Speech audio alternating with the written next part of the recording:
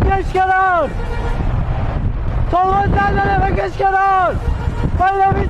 چیکار کنی وقتی در حین رانندگی یهویی ترمز از کار میفته؟ خیلی از مردم میگن ماشین رو سمت گاری‌های کنار جاده ببر و از اون برای کاهش سرعت استفاده کن، ولی اشتباهه.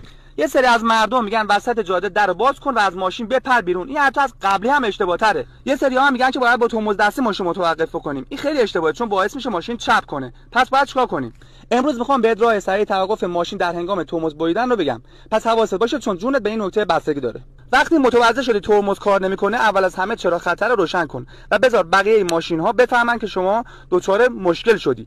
بعد فرمان رو محکم با یه دست بگیر تا ماشین لیز نخوره. با اون یکی دستت ترمز دستی رو بگیر و دگمه‌اش رو فشار بده و پشت سر هم ترمز دستی رو بکش بالا و بلافاصله هول بده پایین.